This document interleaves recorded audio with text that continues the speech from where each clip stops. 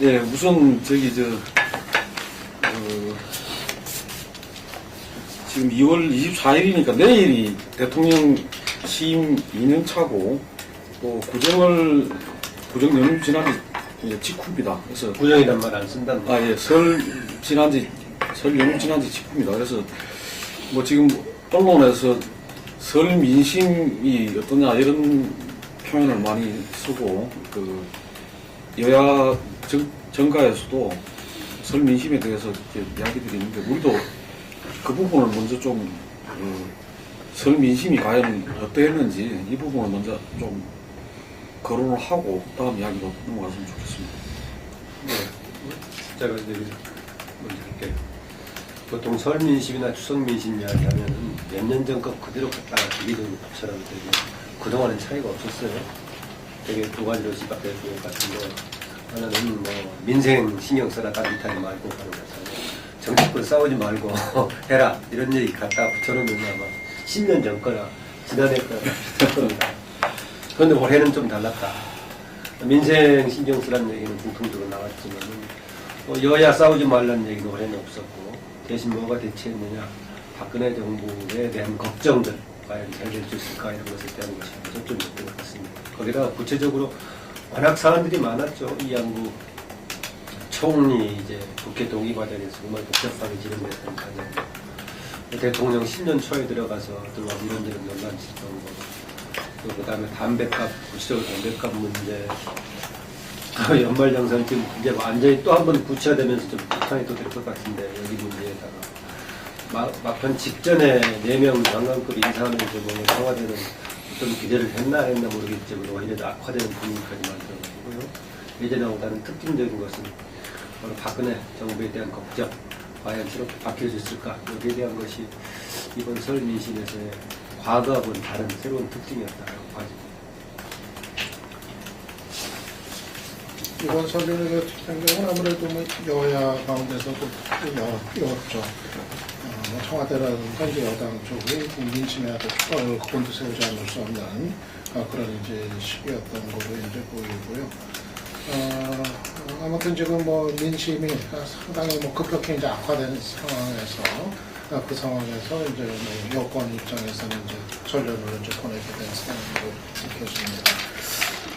근데 일단 뭐 좀 숨고르기 약간 뭐 시간 아니었나 이제 생각이 이제 들어요.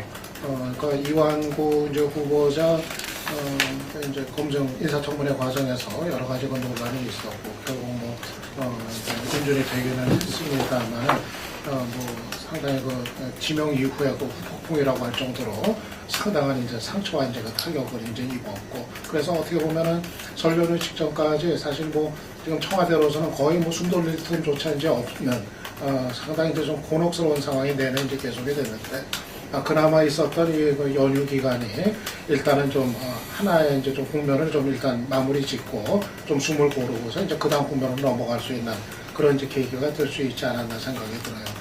근데 이제 중요한 거는 이제 그 설 연휴 이후 이제 다시 이제 시작을 하는데 결국 지금 이제 관심을 모아주고 있는 이제 청와대 비서실장 인선 이것이 이제 어떻게 되느냐에 따라서 뭐 어느 정도의 뭐 평가를 받는 그런 인선이 된다면은 일단은 좀 이전 국면에서 이제 좀 전환해가지고 집권 3년 차로 이제 들어가는 그런 이제 계기가 이제 될 수 있겠는데.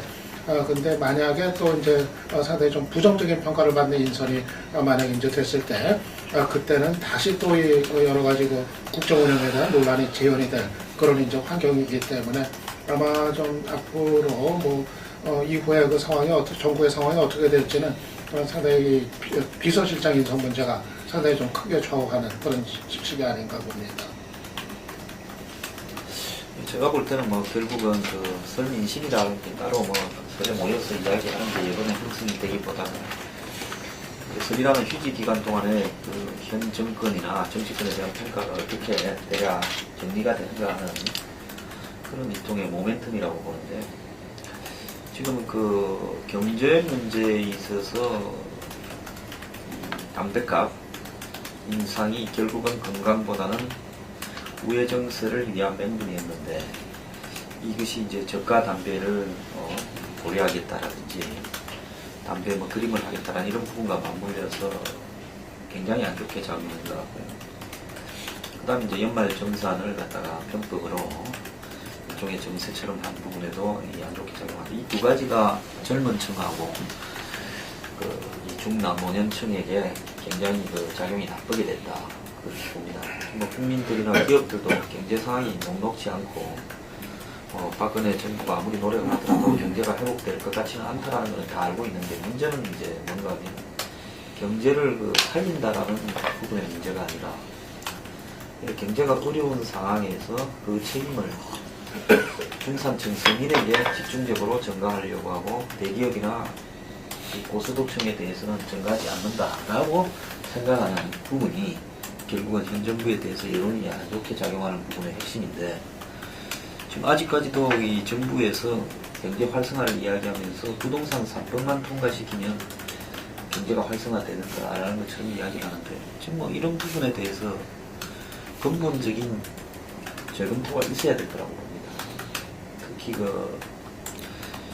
선거 캠페인을 할 때하고 1년 차에는 경제 분야에서 각종 개혁, 경제 민주화 이런 부분들이 이렇게 시도되는 것 같다가 2014년부터 갑자기 경제 활성화라고 그러면서 초이노믹스가 등장하면서 중산층의 서민의 이해관계하고 이렇게 다르게 작용하는 부분이 국민들 다수가 피부로 느끼고 있는 거 아니냐. 이 부분에 대한 방향 전환이 없다면 궁극적으로 여론이 쉽게 좋아지지 않을 것이다. 현재까지의 상황으로 보면 방향 전환이 이루어질 가능성은 별로 없다. 저는 처음에 초기에 이제 박근혜 정부가 지지도가 높은 시점에서 한 60몇 프로 됐을 때도 제가 볼 때는 진짜 많은 이야기들이 있었지만 그 중에 반 정도는 좀 허수다 이런 이야기들이 많았어요. 그래서 그때 저는 아마 그건 기대치일 거다. 박근혜 정부가 잘하기를 바라는, 잘 됐으면 하는 그런 부분들이 아마 그 지지율 60% 이상의 지지율에 반 정도는 차지할 것이다.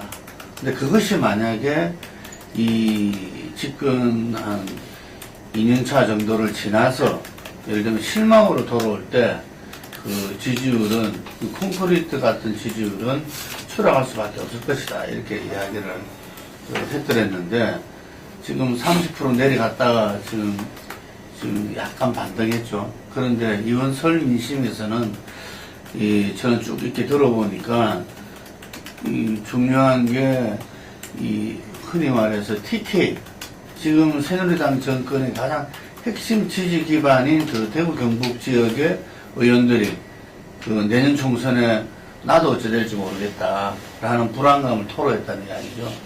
그리고 지금 현재 30% 초반 그 내려온 지지율에서 보면은 본인의 그 지지 기반이었던 지역 그리고 강력한 이 지지 연령 부분들 청에서 상당히 그 변화가 지금 있다는 이야기죠. 이 부분들이 그동안은 자기들이 말 안 해왔지만 이제는 이야기할 수밖에 없는 인사와 소통 문제를 그 지역 사람들도 이제는 이야기하고 뭐 우리가 조금 비슷하지만 국민들이 대통령을 걱정하는 시대가 왔다. 이런 부분들이 특히 그 지역에서 이렇게 강분하게 나타났다는 부분입니다. 근데 하여간에 뭔가 변화의 어떤 그걸 보기 위해서 이완구 총리라든지 지금 현재 뭐 친박 내각이라 할 정도로 이제는 교수와 관료 중심의 내각에서 이제 정치인들을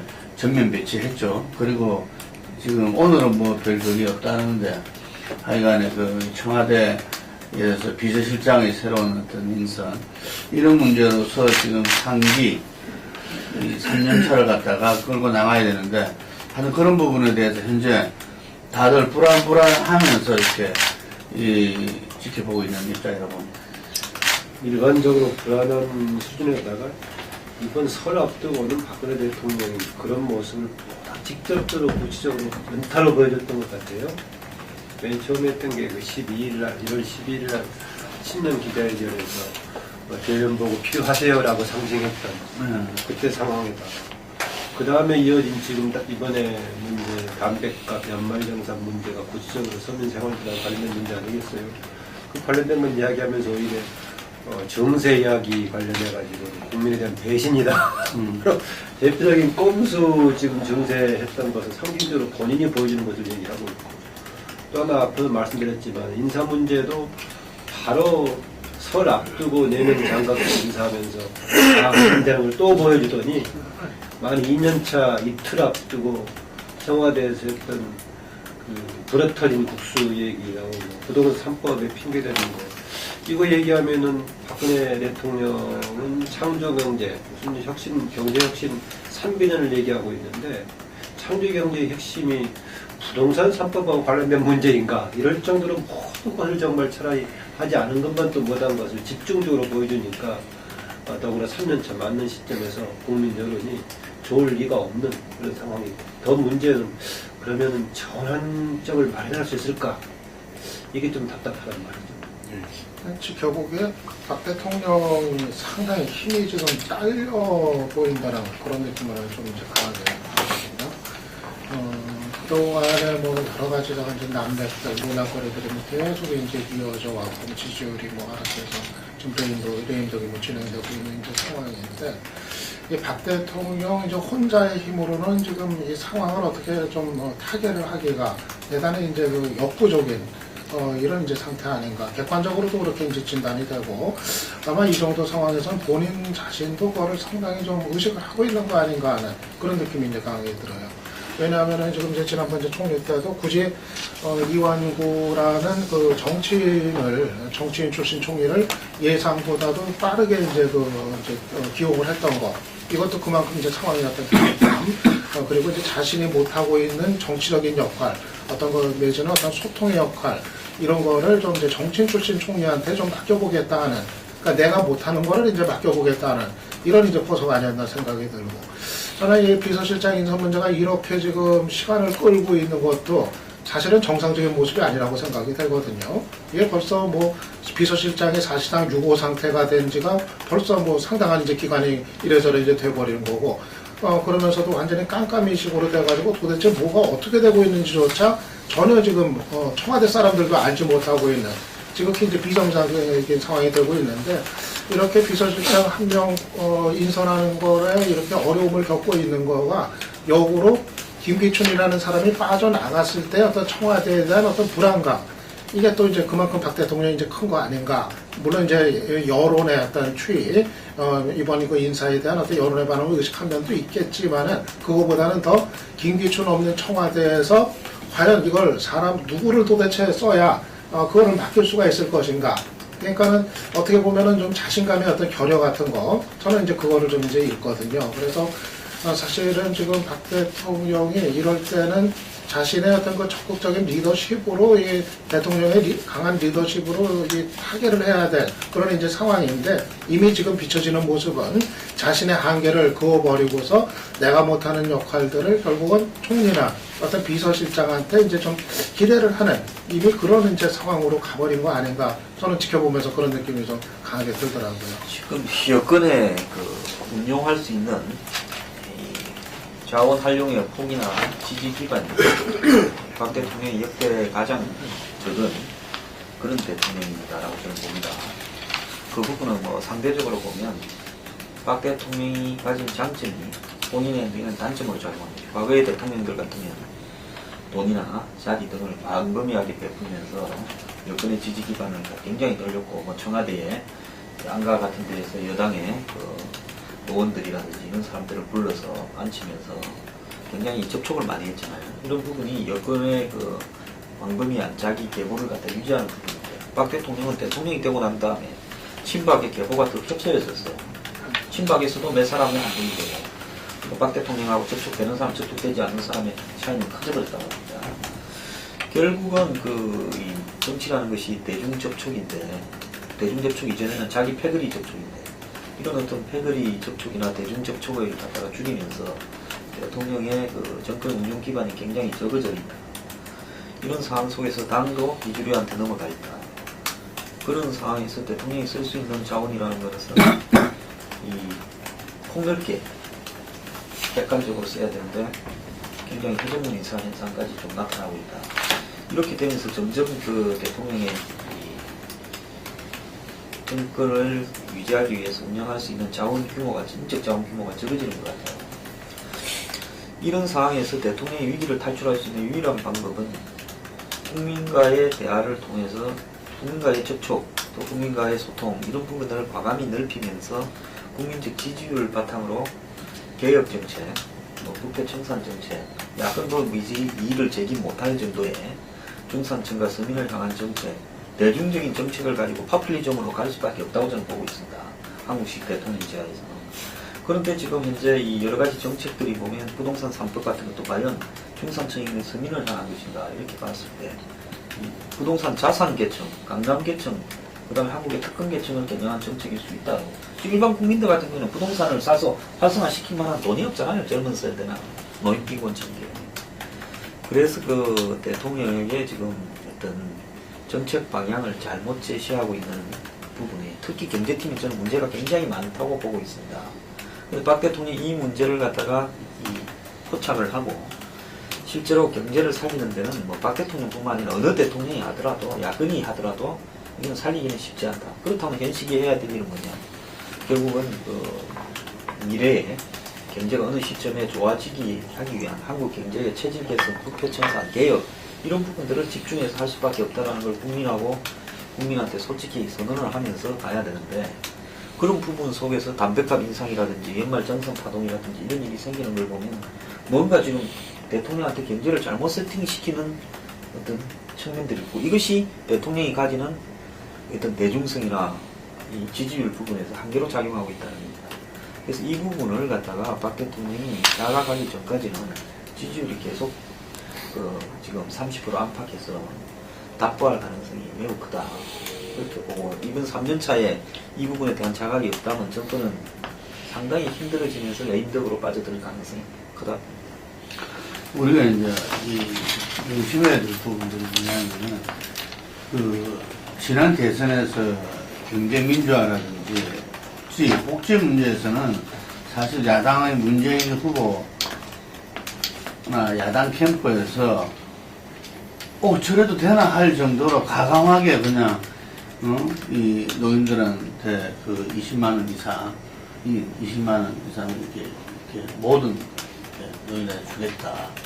야당은 당시 70% 이렇게 상정을 했었는데 그와 같이 이렇게 가감하게 그냥 홀을 찌듯이 이렇게 나갔다 이죠. 그런 시점에서 3.6% 이긴 거잖아요. 예를 들면 기존의 보수 세력의 표에다가 정책적으로 많은 사람들을 더 포괄할 수 있는 정책을 야당보다도 더 가감하게 나가면서 3.6%이겠다. 그러면은 지금 현재 이 대통령이 어쨌든 이 원만한 또 이 효율적인 국정 운영을 위해서 가져야 될 어떤 대국민 그 지지도에서 하기 위해서 어떻게 해야 되는가 라는 부분은 저는 자명하다 봅니다. 예를 들면은 우리가 선거 때문에 아니라 실제로 그것이 다시 말하면 그 당시 유권자 그리고 국민들이 원하는 방향과 정책을 갖다가 해서 선거를 치른 거잖아요. 그렇기 때문에 지금 박근혜 대통령도 현재도 예를 들면은 이런저런 수가 아니라 이명박 대통령도 그 당시에 촛불이다 이렇게 세고의 파동에 의해서 지지율이 완전 급락했을 때 결국 그것을 갖다가 다시금 그나마 예를 들면 친서민 어떤 이 정책 이슈를 가지고서 나가서 어느 정도 회복을 하고 나갔다는 이야기죠.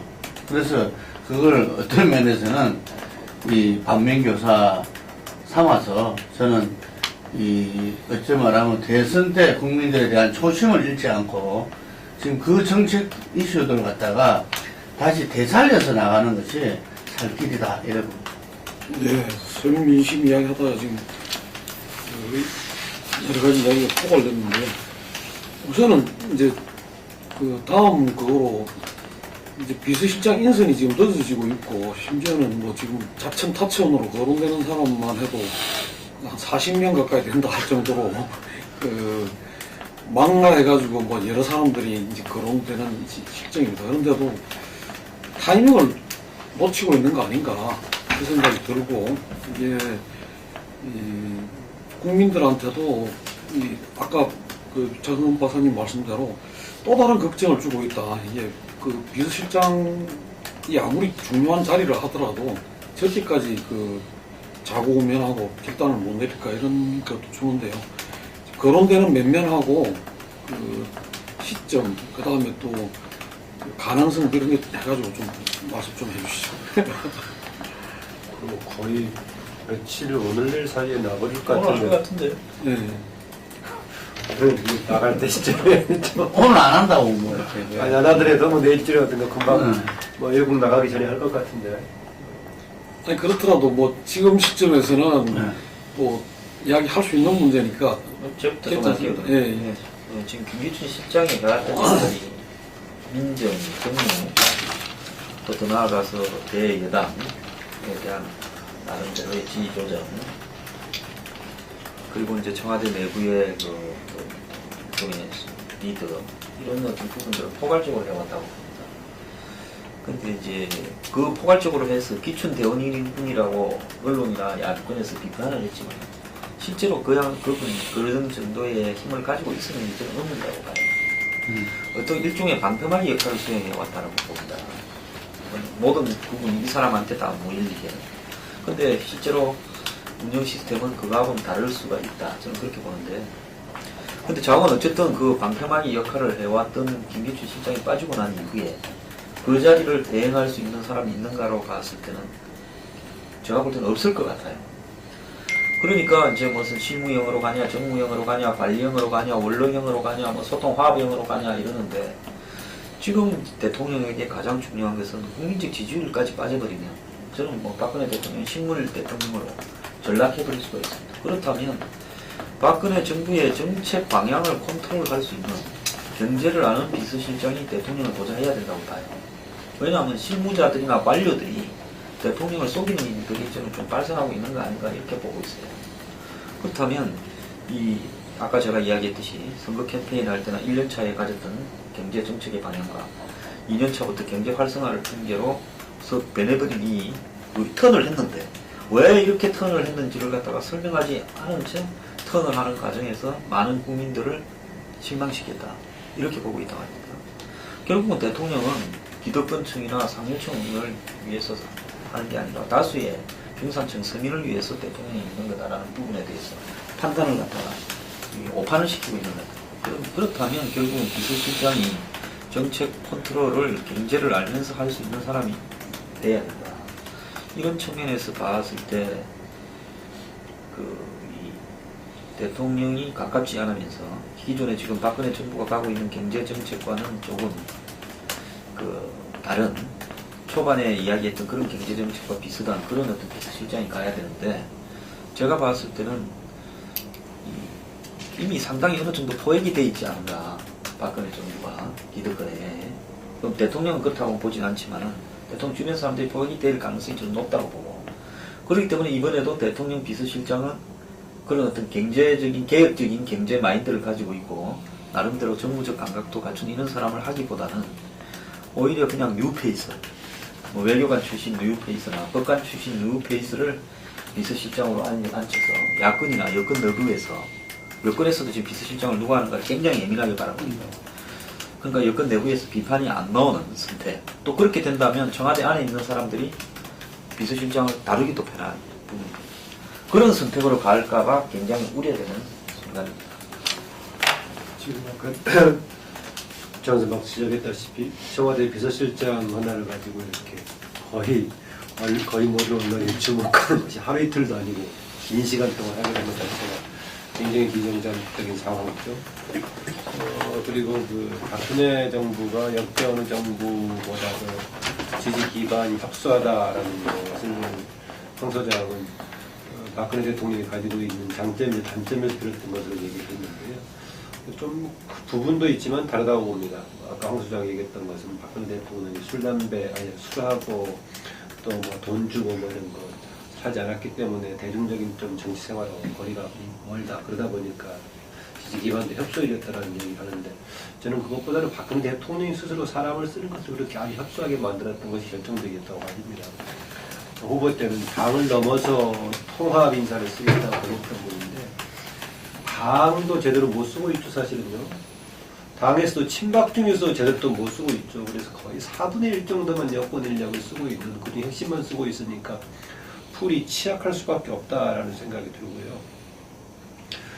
새 비서실장 경제, 저는 생각해 볼 수 있다고 보는데, 문제는 만약에 새로운 그 경제참모를 쓴다고 했을 경우에는 기존의 최경환 부총리라든가 안종범 경제수석의 경제 방향하고 되게 충돌할 여지가 많아요. 예컨대 이한구를 건다든가 다른 쪽의 사람을 쓴다든가 했을 때. 그래서 그렇게 한다면은 이걸 조화시키기가 쉽지 않고 근본적으로 그 방향으로 간다고 하면은 최경환 부총리의 경제 방향을 또 대치하는 쪽이 돼야 되는데 박근혜 대통령 거기까지는 갈 것 같지 않다는 말이죠. 그래서 여전히 전망이 밝지가 않는데 저는 박근혜 대통령이 실장 문제를 쓰는데 향후 국정 운영 방식을 어떻게 가야 될 것인가 라는 데 대해서 초점을 두는 것은 맞다고 봅니다. 그러나 역시 또 매번 반복해왔듯이 당위적으로 기대했던 것하고는 상관없이 그동안 해왔던 관행대로 끝날 가능성이 많다. 협소하게. 이상적인 방향으로 주장하자면 저는 방향은 되게 두 개 같습니다. 이제는 상식적일 수밖에 없지만 박근혜 대통령이 여당과 더불어서 적극적인 협력체제를 구축하면서 가는 것이다. 외형상으로는 이미 당정청 협치를 구축했다고 하죠. 지난번에 발표까지 했는데 과연 그렇게 갈 것인가. 그래서 오히려 박근혜 대통령이 당의 주요 인사들에게 의존하면서 간다면은 박근혜 대통령이 개인이 가지고 있었던 한계를 좀 극복하는 방향이 될 수 있을 것인데 그나마 저는 혹시 변화의 가능성이 있다면 그 정도 변화의 가능성을 보는 것 같고 더 적극적인 변화의 가능성은 여당 정도가 아니라 야당과 국민이 지금 비판적으로 요구했던 것에 대해서 답을 해주면서 가는 그게 가장 큰 변화라고 봐야 되는데 지난 2년 동안 정말 야당이 요구하든 국민이 요구하든 거기에 대한 답은 전혀 없고 묵묵부답으로 가고 보는 다른 엉뚱한 것을 계속 던지고 이렇게 갔는데 더 적극적인 기대한다면은 그 방향으로 본인이 가든 아니면 반박을 하든 간에 야당과 국민이 요구하는 것에 대한 답을 내주는 방향으로 갈 수 있을 것인가 이 정도 변수인데요. 후자까지는 가기 어렵고 첫 번째도 갈 수 있겠느냐 여당과의 협력체제 이게 변수라고 봐야 되는데 그것을 가늠하는 것이 이번 비서실장의 임명에서의 그 인물의 특성이 가늠할 수 있는 거 아닌가 이런 생각이 듭니다. 비서실장 인선까지도 이렇게 이제 어려움을 겪는 과정까지 그간에 있었던 것을 쭉 이제 돌아보면 박 대통령이 여전히 오히려 더 이 위기 상황을 맞으면서 자기 어떤 성 안으로 더 들어가 버리는 이런 식으로 지금 대처를 하고 있는 거 아닌가 생각이 들어요. 사실은 지금 이제 그 위기를 돌파하려면은 이제 더 좀 밖으로 나가가지고 밖으로 나가서 민심을 설득을 하고 민심과 좀 호흡을 하려는 어떤 이제 그런 적극적인 대응을 할 때 비로소 위기의 어떤 그 극복이나 변화 이런 게 이제 가능할 텐데 여전히 지금 오히려 더 강화되는 모습을 보면은 지금 결국은 더 좁아지는 자기의 어떤 성 안으로 들어가서 더 좁게 사람을 쓰고 더 좁게 판단을 하고 이런 식이 더 오히려 심해지는 거 아닌가 우려가 돼요. 그러다 보니까 여전히 그 민심과의 어떤 엇박자 가끔씩 나오는 얘기라는 것이 전혀 뭐 뜬금없는 그런 식의 이제 얘기들이 계속해서 반복해서 나오고 인사에 있어서도 계속 더 그 범위가 이제 좁아지는 이런 게 아주 굳어지고 있는데 그런 점에서 봤을 때 저는 이제 그 비서실장 그 인사가 어떤 인물을 쓰느냐가 사실은 좀 어느 정도 그 틀을 기본 최소한이라도 좀 벗어날 수 있을지 여부를 좀 가늠하는 그런 척도가 되지 않겠나 이제 생각이 들어요. 만약 장고 끝에 나왔는데 결국은 이제까지 어떤 패턴 그거에서 벗어나지 못하고 결국 어떤 자기 사람 이거 속에서 이제 인선이 됐다 했을 때 더 이상의 어떤 뭐 기대 같은 거 이런 건 이제 불가능한 이제 그런 이제 상황이 이제 되겠고 다만 이제 거기에서 어떤 그 변화 어떤 좀 변화의 어떤 여지 이런 게 또 그것도 이제 고심을 하니까 이제 시간이 좀 걸리긴 걸릴 거다 이렇게 이제 생각이 이제 들기는 하는데. 근데 이제 무엇보다도 이제 어려운 건 저건 것 같아요. 이제 박 대통령이 지금 비서실장 인선했을 때 아마 최우선적인 기준은 뭐니 해도 이제 사심 없는 인물이라는 거, 김기춘 실장을 가리켜서 뭐 진짜 보기 드물게 사심 없는 인물이라고 얘기했듯이 정말 자기에 대한 어떤 로얄티, 이거 이외에는 어떤 본인의 욕심이나 그런 것이 전혀 없는 사람은 아마 그거는 워낙 그거에 이제 길들여졌기 때문에 이미 본인 스스로가 아마 그거를 최우선적인 기준으로 하지 않겠는가. 그러니까 그거를 충족시키면서 또 다른 것들을 충족시키는 사람을 찾는 게 그만큼 이제 쉽지 않다. 뭐 그런 얘기가 이제 될 것 같은데요. 결국은 저는 설적으로 봤을 때 박 대통령이 자기의 방식을 바꾸는 게 워낙 이게 참 여간했으니까 어려운 일, 워낙 이제 그 쉬운 일이 아니기 때문에 돌고 돌다가 결국은 하던 방식으로 좀 갈 가능성이 조금 더 크지 않을까 하는 생각도 이제 해봅니다. 그러니까 앞으로 박 대통령이 기본적으로 이거 청와대 중심의 국정 운영인데 그 기조인데 여기서 그 비서실장을 정말 자신이 충분히 신뢰하지 못할 그런 인물을 과연 쓸 수 있을까 하는 문제는 계속 따라다니기 때문에 좀 봐야 될 것 같아요. 하여튼 그런 문제도 그 있는 연장선상에서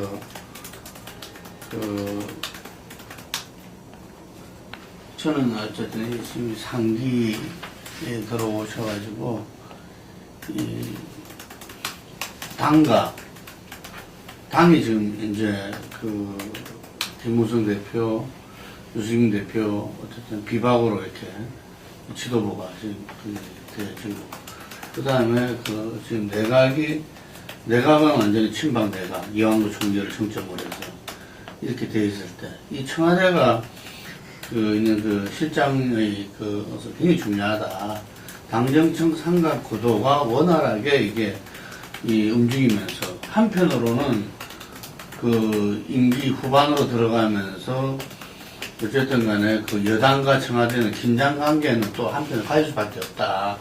근데 긴장을 가지면서 서로 협력하고 그래서 지금 이 정부가 성공한 정부가 되기 위해서 또 그것이 바로 여당의 다음 총선을 위해서라도 이렇게 서로 뭔가 이 역동적으로 뭔가 함께 가져야 될 부분에서 비서실장 역할은 굉장히 그 막중하다. 그런데 김기춘 실장이 뭐 방패막이고 뭐 뒤에서 3인방이나 정윤회가 다 조정을 했다 이런 이 이야기들도 있지만 어쨌든 간에 김기춘 실장 같은 경우는 당대표와의 관계에 있어가지고도 그래서 조윤선이라는 정무수석과 당대표가 굴욕적으로 소통하게끔 만든다든지 당대표가 어떤 것을 갖다가 서로 협의하러 전화를 해도 전화도 받지 않는다든지 저는 이런 인물은 이제 아무리 그 자기가 그 외에 대안이 없어서 자기 뜻을 받들고 코드가 맞는 사람이라 하더라도 이제 더 이상 이런 사람은 해서는 안 될 것이다. 뭐 그런 사람 할 턱이 없겠죠. 제가 볼 때는 더 이상 국민 정서가 이제 비서실장이 바로 이 여당과 무엇보다도 여당 지도부와 원활한 소통을 할 수 있는 사람. 저는 이 부분 플러스에서 어떤 이 경제 활성화가 뭐 아무래도 모든 것을 압도하는 그 이 국정 목표이기 때문에 이게 그렇게 그 간다면은 한번 이 삼각 체제에서의 어떤 이 박근혜 정부의 마지막 기대를 갖다가 가질 수 있지 않나 이래 봅니다. 경제 관련은 제가 이미 정책 조정수석 임명할 때 좀 반영되지 않았나. 그래서 뭐 이후에는 나머지 정책에 대한 혼선이 있었기 때문에 일반적인 정책 분석에 대한 조정 관점에서 이와준들을 해석했지만요. 그동안은 다르게 정책 조정수석이라는 명칭까지 바꿔가지고 정책 기획수석을 그렇게 새롭게 경제 전문가를 임명한 것입니다. 이미 정책 조정수석에다가 경제 컨트롤 타워를 맡긴 거 아닌가 그런 생각이 들긴 합니다. 실장이 아니라 청와대 비서실장한테 경제 문제 해결을 기대해야 될 만큼 경제 상황이 안 좋고 또 우리 이 다른 사람들한테 좀 실망한 그런 거 아닌가 봅니다.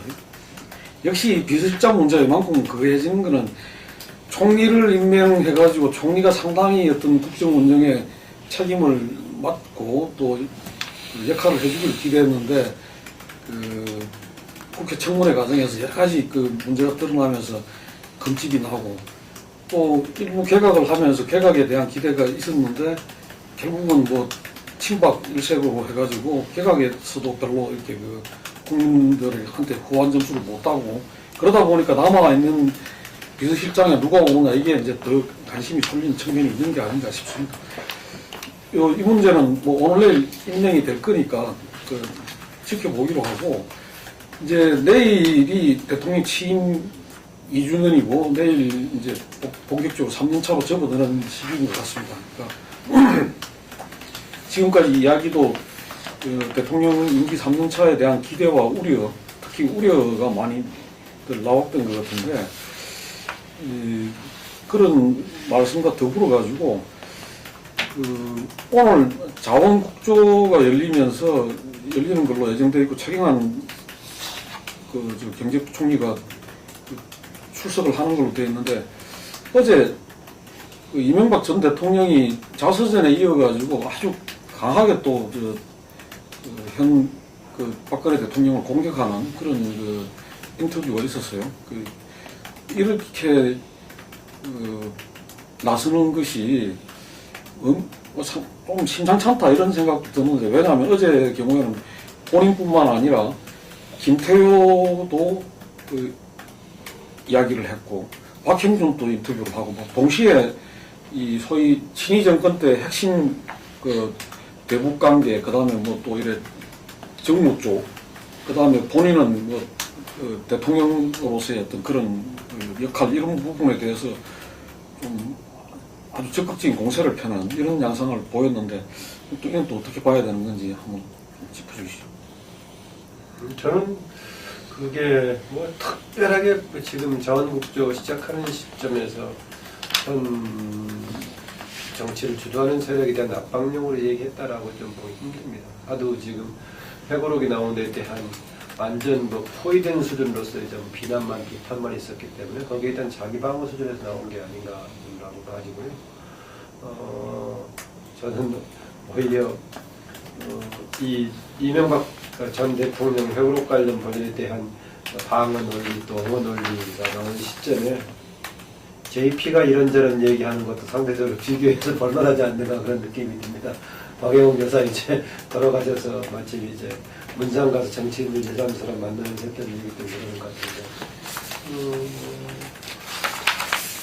그냥 박근혜 대통령과 또 지금 현재 야당이 주장하는 자원국조 관련 문제뿐만 아니라 큰 정치적인 행보로 봤을 때 JP가 최근에 던지고 있는 화두하고 이명박 대통령 전 대통령이 던지는 화두 한번 두 개를 좀 비교해서 한번 한두 마디씩 해보는 것도 재밌지 않을까 그런 생각이 드네요.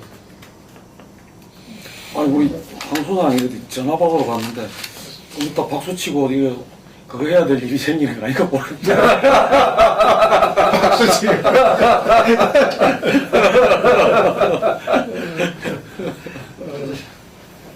MB가 이렇게 뭐 저기에서 이제 발언하고 이제 나서는 저거까지 봤는데 나서는 거는 그렇게 특별히 뭐 정치적으로 기획이 되거나 정책의 의미를 부여할 그런 사안은 아닌 것 같고요. 아마 이제 MB 특유의 스타일 그리고 이제 지난번에 이제 챙내리고 이제 너무 이제 당했다고 생각을 하니까 그거 이제 쌓아뒀던 게 이제 폭발한 거 아닌가 이제 그 생각이 이제 들어요.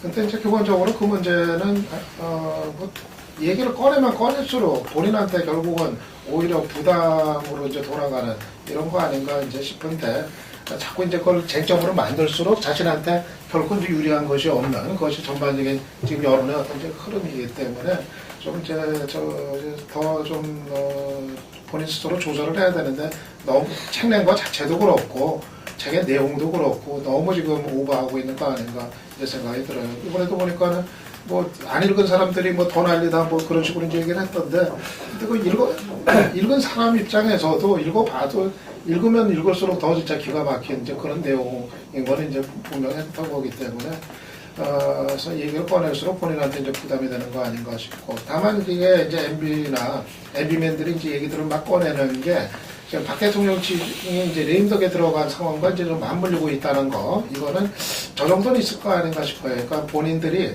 자기가 이제 혹시라도 이 상황에서 어떤 재물로, 정치적인 어떤 재물로 이제 삼아지는 거를 좀 방어하려는 거, 그동안은 사실 이제 박통이, 저 어떻게 보면은 이제 그 전임 그 대통령에 대해서 좀 지켜주는 그런 기조를 고수해 왔는데, 지지율이 이제 하락하는 상황에서 혹시라도 이제 여야 간의 어떤 타협으로 자신들이 재물로 올려지는 거를 좀 선제적으로 방어하는, 아마 이런 정도의 의미는 좀 있지 않나, 좀 제 생각이 이제 듭니다. 그리고 이제 박 대통령이 이제 집권 3년 차는 과연 지금 이 추락한 거가 이제 날개가 있을 것인가, 이거인데, 저는 이제 이완구 총리의 역할은 대단히 제한적일 수밖에 없다, 이렇게 이제 생각이 들어요.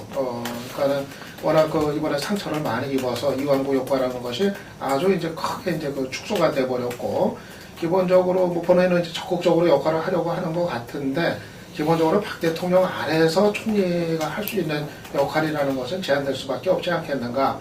그래서 이완구 총리 가지고 어떻게 이 위기를 반전시키는 이야기는 좀 역부족이다 판단이 들고, 다만 저는 오히려 그 새누리당 쪽에서 유승민 원내대표, 그리고 이제 김무성, 유승민 투톱 체제, 이거는 좀 변수가 될 수 있지 않을까 생각이 들어요. 그거는 이제 박 대통령하고는 상관없이 내년 이제 총선을 앞두고서 이 여당이 또 이제 기사회생의 어떤 카드로서 저는 그 가능성은 좀 있다고 보거든요. 특히 그 유승민이 하기에 따라서는 앞으로 과거에 지난 총선에서 박근혜 위원장이 그 역할을 했듯이 유승민 원내대표가 중심이 돼서 비박 투톱이 다시 새누리당을 기사회시키는 어떤 이런 역할의 가능성, 전 그건 열려있다, 좀 그렇게 이제 봅니다. 그거는 이제 상대적으로 이제 야당이 이제 부진할 경우, 그것이 이제 대비가 되면서 그 효과가 또 가능하기 때문에, 그래서 지금 박 대통령의 레임덕이 곧 다음 총선에서의 여당의 패배로 예단할 문제는 전혀 아니다. 별개의 거로 봐야 된다. 저는 그렇게 좀 생각을 합니다. 유 박사께서 박근혜 대통령이 이제 더 본인이 궁 안으로 들어가 버린다라고 이런 얘기를 했죠. 궁 안 정도가 아니라 궁 안에서도 한 안방에 지금 들어가 버린 수준인데, 혹시 뭐 가능성은 없어 보이지만은 현실적으로 불가능한 사실상의 책임 총리제 방식으로 본인은 정말 안방에 그냥 있어버리고 맡기는 식으로 가지 않는 한 개선되기 어려울 것이다. 그런데 그 방향은 가기는 불가능해 보입니다. 당장 집권 2년 평가를 앞두고 여기저기서 지금 문제 제기하고 있는 상황에서도 불어터진 국수를 얘기하고 있는 것을 보면은 도저히 좀 그럴 가능성은 없어 보이고요. 다만 아까 지적했던 여당이 과연 앞으로 어떤 역할을 할 수 있을 것인가, 이건 변수가 되네요.